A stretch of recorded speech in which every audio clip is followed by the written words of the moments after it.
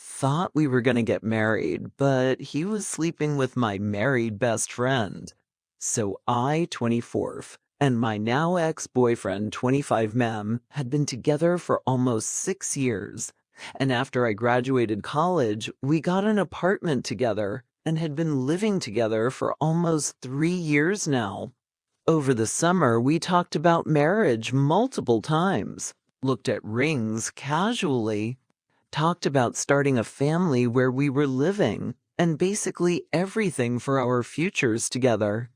Last month, I found 13 minutes of messages between him and this girl, 35F, who had went out drinking with me twice, basically saying that his best friend and the best friend's girlfriend were giving him a place to hang out with her, and they really like each other and are serious about each other, and that she understood his situation, aka me. So the next day we were talking, and he ended things saying he had given everything to the relationship he could, but it just wasn't working for him anymore because I wasn't the fun girl I used to be, and I've changed, aka matured, and am a teacher with responsibilities, and was holding him accountable for his drinking habits. So fast forward 2 weeks, I'm living with my best friend, 24th of 12 years, and her family and another friend asks to get dinner.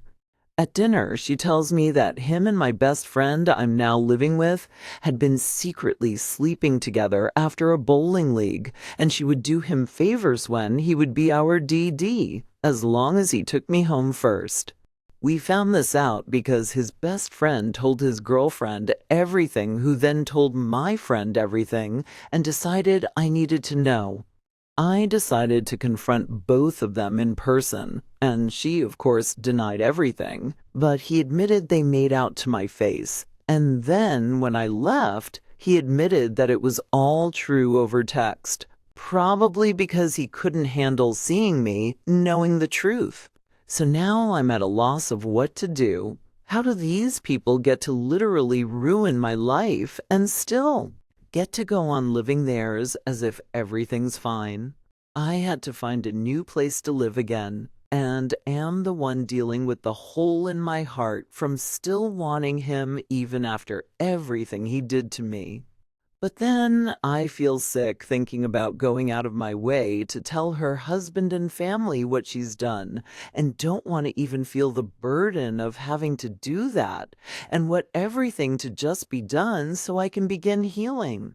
The whole thing is so much to take on, and there's so much of me that wants to just brush my hands clean and let karma deal with everything, but also wants to tell the world and her husband the truth and watch them finally suffer some form of a consequence for what they did. Any advice? Update.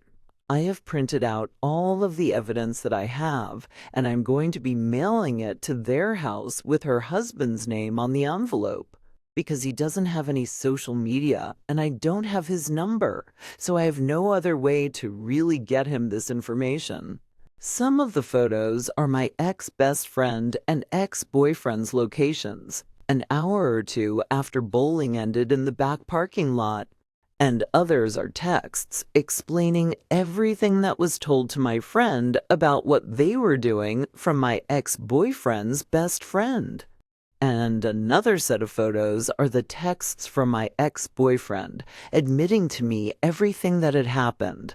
I know it's going to suck for him to see everything, but what happens because of the truth being out is not going to be a weight on my shoulders. But anything that happens now that he will know is not on me for telling the truth, but on her for doing it. Update.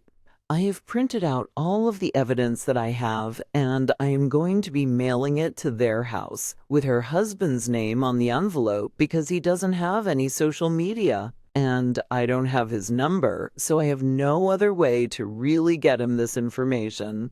Some of the photos are my ex-best friend and ex-boyfriend's locations an hour or two after bowling ended in the back parking lot, and others are texts explaining everything that was told to my friend about what they were doing from my ex-boyfriend's best friend. And another set of photos are the texts from my ex-boyfriend admitting to me everything that had happened. I know it's going to suck for him to see everything, but what happens because of the truth being out is not going to be a weight on my shoulders. He needs to know everything, just like I needed to know everything. But what he does with the information has nothing to do with me, and what happens to her life is not my fault, but her own. Another update. A mutual friend had his phone number, so she sent it to me. This morning, I took every screenshot of proof that I had, and I sent each photo from a Google Voice phone number and a text telling him that he needed to know the truth and can do with it what he wants.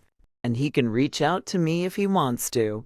I waited to send it until after I knew he'd be at work, because she randomly has his phone while he's home. There hasn't been a response. I can't see if he's read it or not, and I'm not sure what she is going to do when she finds out. I've told him the truth, but I really think that without having this weight on me about telling him or not telling him, that I can finally move forward at least a little bit. Everything still hurts. The betrayal is more than just I got cheated on.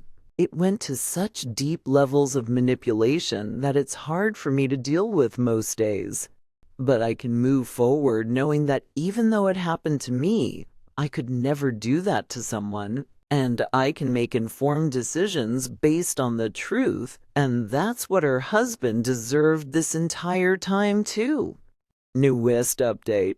She told me to never speak to her again, and her husband said he's sticking by her side and to stop being childish.